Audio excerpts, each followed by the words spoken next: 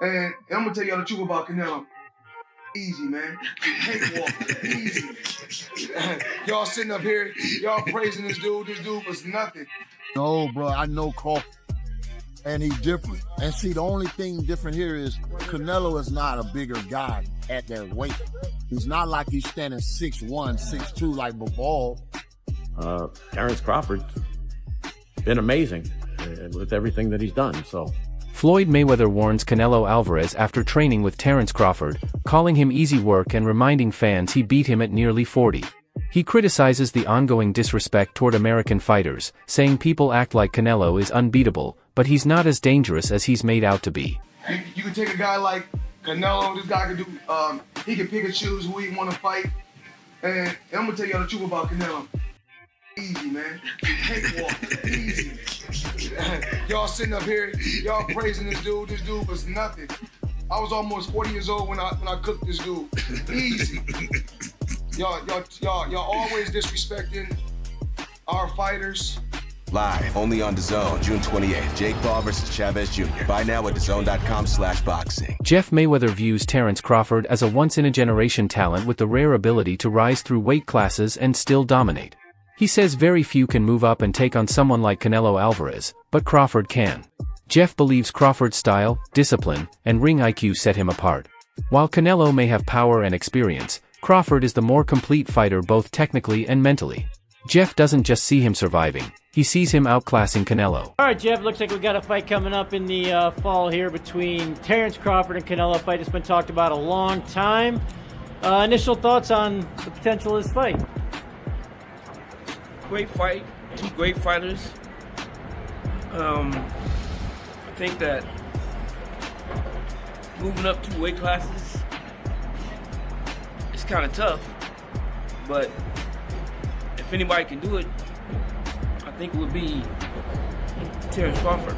I mean, skill-wise, I think he's a better fighter than Canelo, but Canelo is also a great fighter but he owns that weight class that he's in.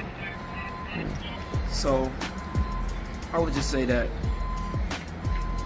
I think that Crawford has to fight almost a perfect fight to win, and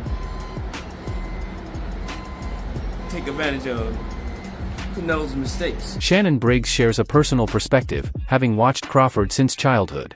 He says, watching Terence prepare for a mega fight like this is emotional, and believes Crawford will not only win but stop Canelo. Briggs speaks from experience, noting how sharp Crawford's focus is and how far he's come. For him, this fight isn't just a big moment, it's the culmination of a long journey that ends with a statement victory. Did you make of all the pushing, the shoving, the build-up, the anticipation, the weight differences too? Yeah, I think it's gonna be a great fight. I got Crawford by stoppage, and I've known him since he was a little kid, 12 years old.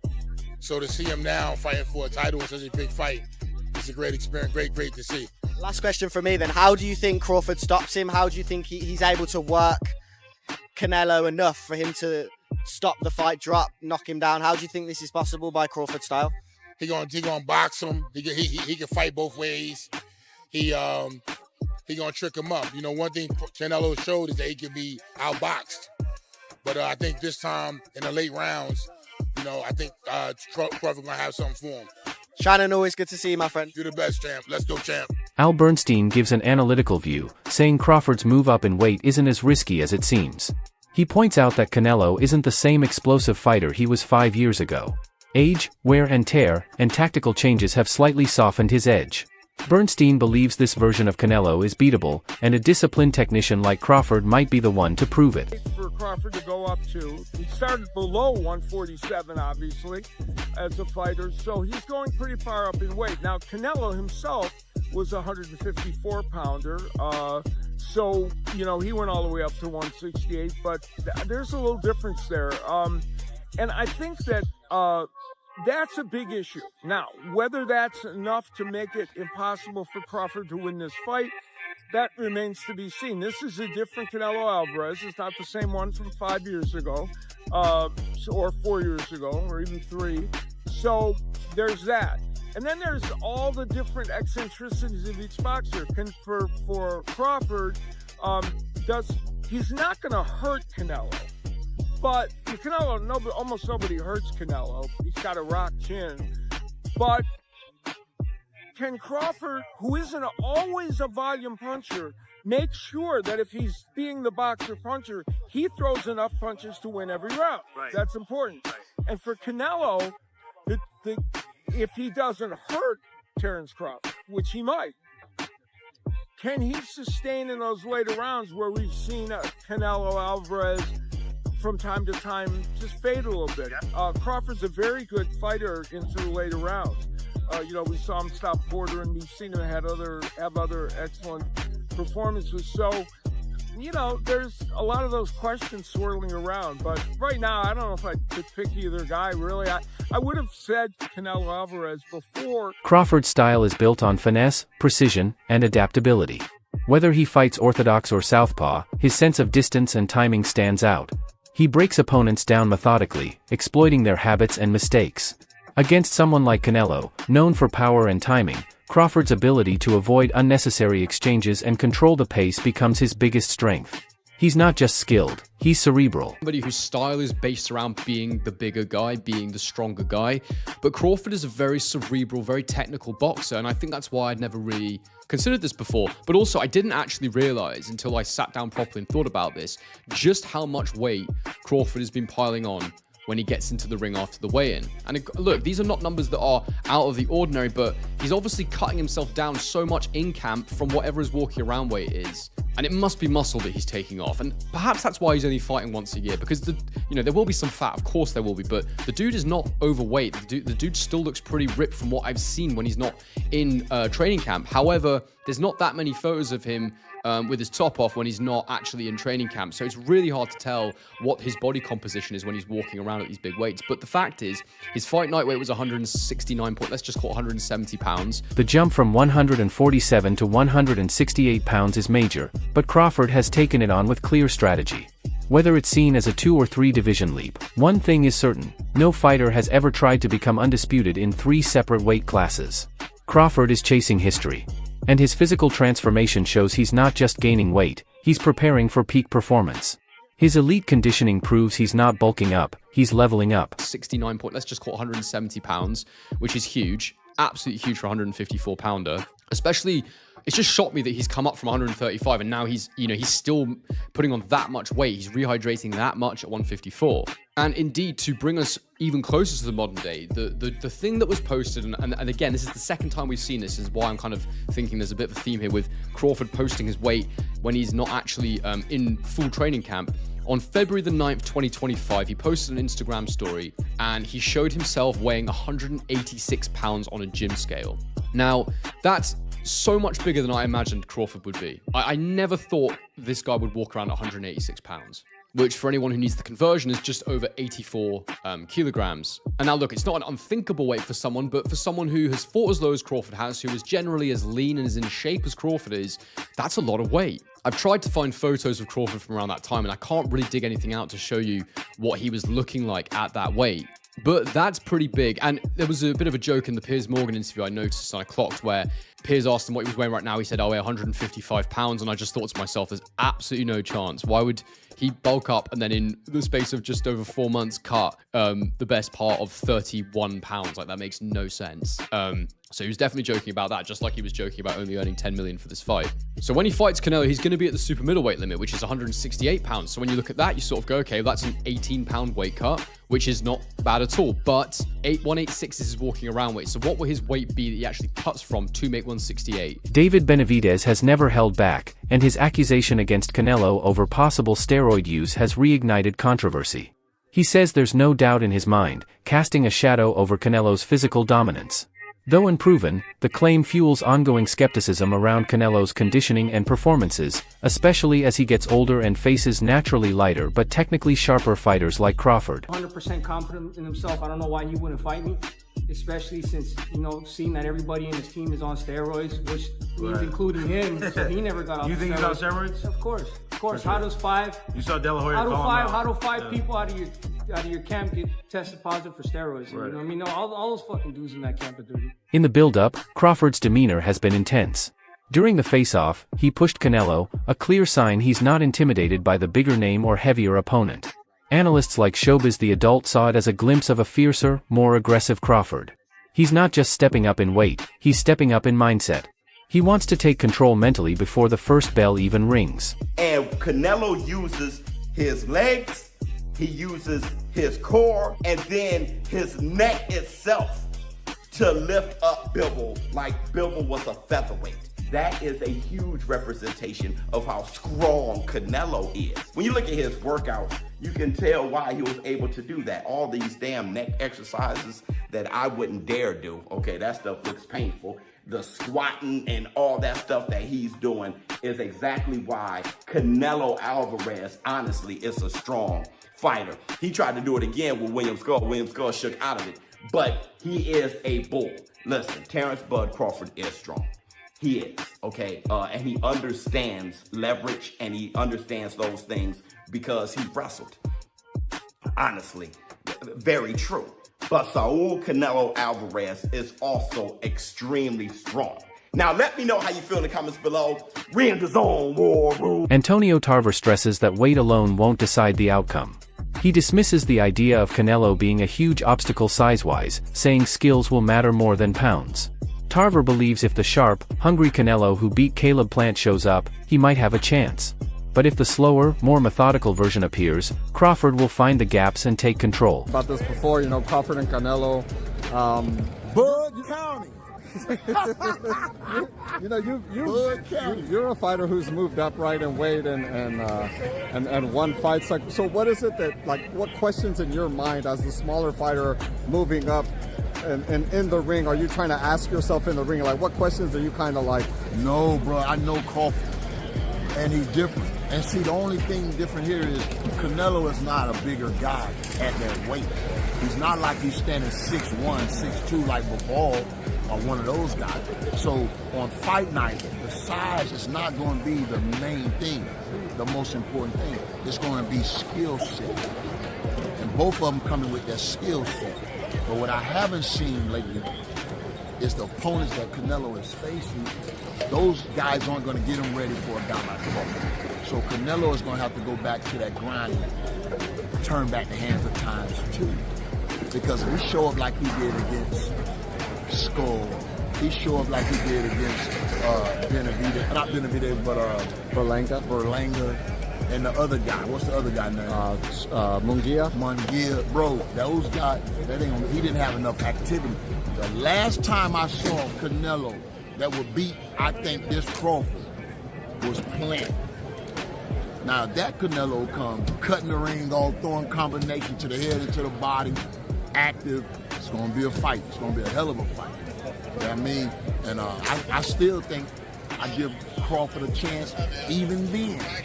So that's what type of talent I think Crawford is. He's definitely gonna have to get used to that power. Marcus Brown dismisses any idea that Crawford is worried about Canelo's power.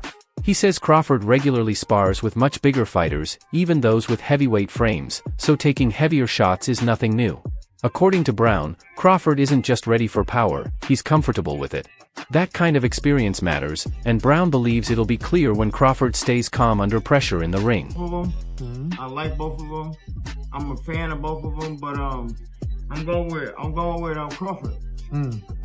Typically fighters, they don't want to say who they want to go for because they don't want to be biased. Yeah. And much respect to Canelo, but I'm going Bud. Is there a particular reason why? You're a guy that's moved up in weight, so you know exactly what it feels like to get hit by these bigger guys.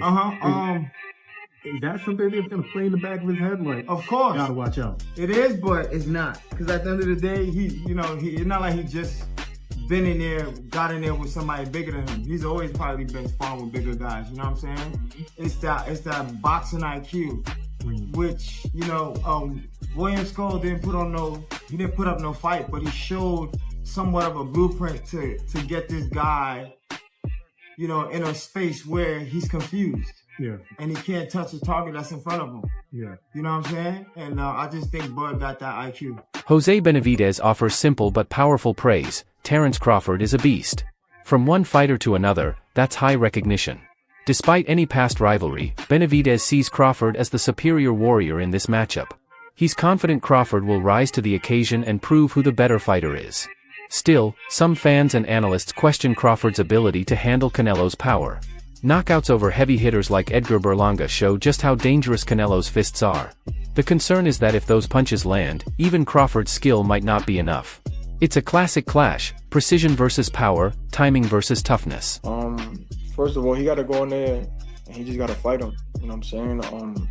He got to go in there. I think Crawford just got to go in there and do what he got to do. You know what I'm saying? He got to just beat Crawford, you know, show his IQ, show him why he's a two-time undisputed, you know, world champion, and go in there with confidence. You know what I'm saying?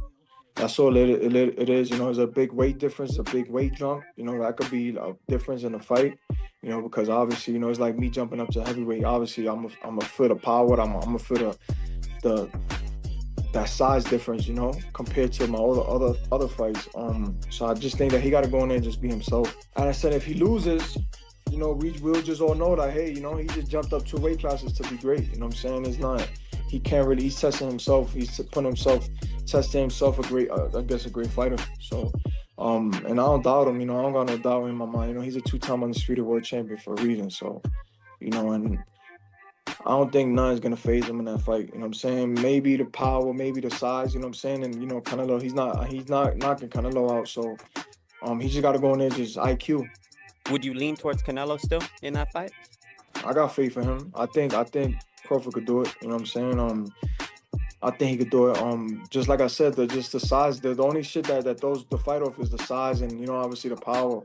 And Canelo's IQ too, because Canelo got IQ. You know what I'm saying? And Canelo fought a lot much bigger guys, you know? So I know the Crawford's power ain't gonna phase him.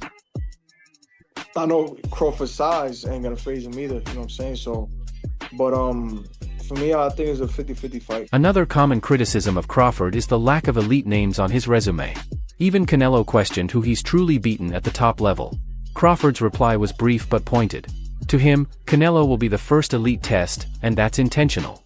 He's taken his time building a strong record, and now he's targeting the ultimate proving ground. This isn't just about titles. It's about legacy. This is why people are disliking Canelo. He's a 2-time undisputed champ, and people are quick to say he doesn't want to fight people. He's ducking people. He's only fighting easy fighters. That's the reason why he keeps winning. Well, let's look at his resume. 23-0, 22-0, 43-0, 35-1, 32-5, 42-1, 19-0, 21-0, 30-0. If these people were so easy, haven't they lost prior to fighting Canelo? When Canelo asked him, who have you fought? Crawford couldn't even name one person that was a great fighter. So why don't fans say that about Crawford? The truth is that when someone wins too much and they keep winning over and over again, that's when people want to see you lose. Why do you think they always bring up the Bivol fight? Do you realize that he moved up in weight to light heavyweight to fight their best champion? Canelo's fighting easy people. Well, it's different when you make it look easy. Canelo has been fighting all these people, and when he wins, he makes it look easy. And people are quick to judge and say, well, he's only fighting easy fighters. But you're not seeing him train. You don't know how many hours he's investing into his training daily. It's easy for you to say outside the ring. Do you realize before he became undisputed, every single person he had to beat had a world title? They had a title for a reason. So he was picking and choosing, I need to fight this champion and beat them all. But what are your honest thoughts? Do you truly believe Crawford has what it takes to finally dethrone Canelo? But don't forget to follow for more news and finance information. Veteran broadcaster Jim Gray offers a balanced perspective. He praises Crawford's all-around excellence, pointing to his undefeated record and dominance across multiple divisions. At the same time, he respects Canelo's legacy as Mexico's greatest active fighter.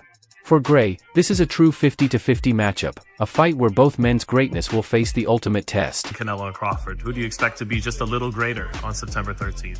You know, it's so hard to tell, but the bigger man, I mean, I don't want to get hit by Canelo ever. And when you've weighed so much less, I mean, I don't know what Terence will come into the ring, but you know, he's coming up in weight significantly, and, you know, that seems to me would favor Canelo. By the other token, you know, Terence Crawford's been amazing with everything that he's done. So I can't pick a winner. If I did that, I'd just run into the casino right now and bet and wouldn't even look at the fight and then just go cash my ticket. But I don't know. When you start predicting these things, nobody knows. And anybody who tells you they know, they're just BSing you. Do you consider Canelo even a little greater than Chavez, who you interviewed and covered?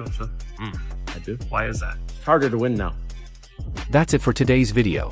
Stay tuned for the next one.